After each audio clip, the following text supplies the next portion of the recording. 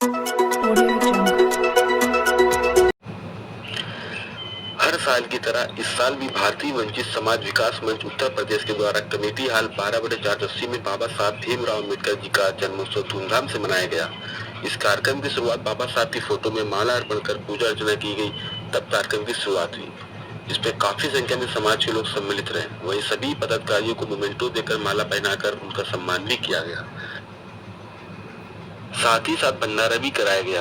यह कार्यक्रम शाम 4 बजे से 8 बजे तक कार्यक्रम चलता रहा और इस कार्यक्रम में मुख्य रूप से संस्था के अध्यक्ष हीरालाल इंजीनियर, सीएल बड़े, राजू वाल्मीकि, रविशंकर हरेकर, देवेंद्र बोरा, सुपरवाइजर उस्मान अली, अरविंद पेंटर, बबलू बख्शी आदि लोग उपस्थित रहे।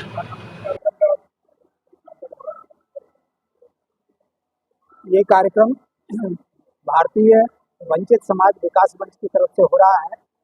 मैं इस संस्था का अध्यक्ष हूँ और बाबा साहब का जन्मदिन मनाया गया है जो 14 अप्रैल को मनाया जाता है। तो ये पखवाड़ा या महीने भर ये मनाया जाता रहता है। तो आज के दिन हम लोगों ने निश्चित किया और जन्मदिन मनाया है। इस कार्यक्रम में समाज में क्या संदेश देना है?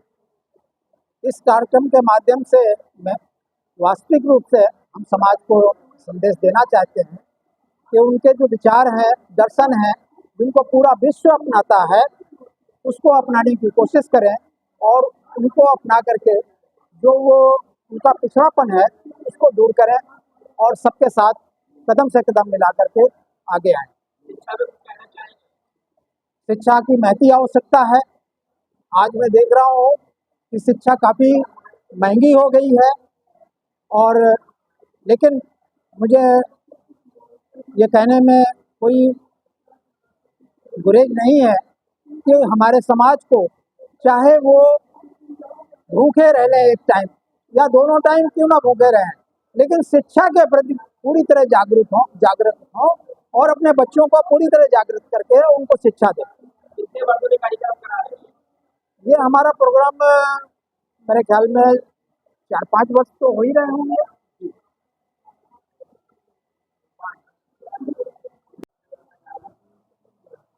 अपना परिचय देते हुए आपके संगठन को नमस्कार। मैं राजू वाल्मीकि, ग्रामीण विकास मंत्रालय भारत सरकार की दिशा कमेटी का स्टेट मेंबर हूँ और इस समाज का एक अदना सा सिपाही हूँ।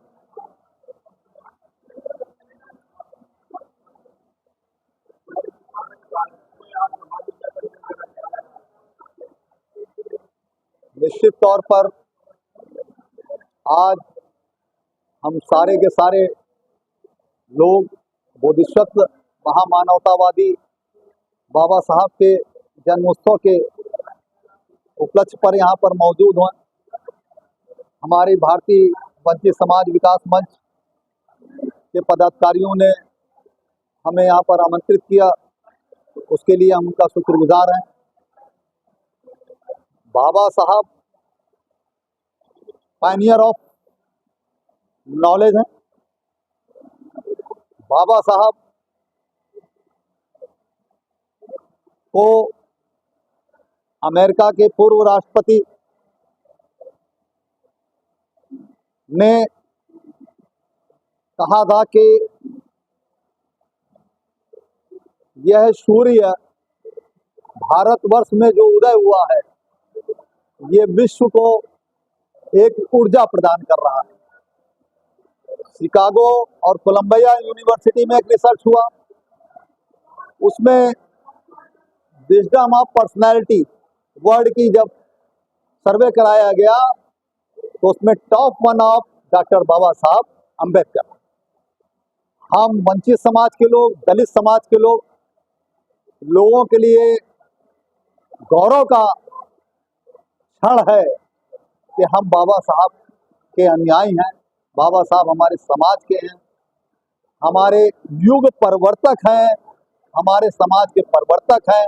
बाबा साहब ने हमें जो कॉन्स्टिट्यूशन दिया, सदियों से हमारे समाज के साथ पाशविक व्यवहार किया जाता था। बाबा साहब ने जब संविधान लिखा तो बाबा साहब ने 6 फंडामेंटल राइट्स को रखे, आर्टिकल 14 से लेके 35 तक। उसमें उन्होंने राइट टू इक्वेलिटी की बात करी, समानता के अधिकार की बात करी, जहां पर उन्होंने लिंग भेद, जाति भेद, वर्ण भेद, जन्मस्थलीय भेद और भाषाई भेद को निषेध किया। कि आज उसकी वानगी है कि अभी आप देख रहे होंगे पत्रकार बंधुओं कि अभी अभी उसी आधार पर आर्टिकल 14 के अधिकार पर बाबा साहब के बताए हुए संविधान के अनुरूप सुप्रीम कोर्ट ने एक व्यवस्था करी है कि जो थर्ड जेंडर है हमारा, उसका नाम भी कमीशन इलेक्शन ने उस पर डाल दिया है। और उनके साथ पुरुष और स्त्री के साथ वो जो लिंग भेद और जाति भेद बताया है बाबा साहब ने, इस तरह की व्यवस्था करी है, चाहे वो नारी का सम्मान हो, चाहे दलितों का सम्मान हो, चाहे वो बंधुआ मजदूर, उसी फंडामेंटल राइट्स में जो हमारे यहाँ एक्सप्लॉयटेशन होता था, मानव को बलात्कार किया जाता था, बंधुआ रखा जाता था, उससे भी निजात दिलाने का काम बाबा साहब ने किया है। बाबा साहब सिर्फ एक समाज के नहीं, महामानवतावादी थे। उन्हें विश्व मानव का खिताब उन्हें दिया गया है और निश्चित तौर पे वो मानवतावादी थे, हैं और आजीवन रहेंगे। धन्यवाद।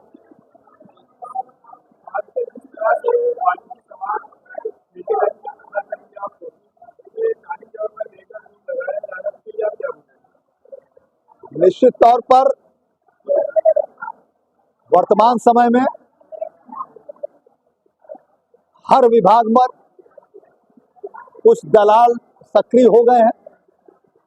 निश्चित तौर पर मैं बता दूं कि बड़ी पारदर्शी व्यवस्था है। अभी आपने कहा सफाई कर्मचारी वर्ग, कानपुर में मैंने देखा 3 तरह की हमारी वेतन प्रणाली है। क्यों भाई उस्मान जी? पहली है वो रेगुलर कर्मचारी, जितने पद हमारे स्वीकृत थे उनके अगेंस्ट नियमित भर्तियां हो नहीं रही हैं, तो कॉन्ट्रैक्चुअल यानी कि संविदा पे भर्ती करी गई। संविदा पर भी स्थितियां नहीं बन पाई।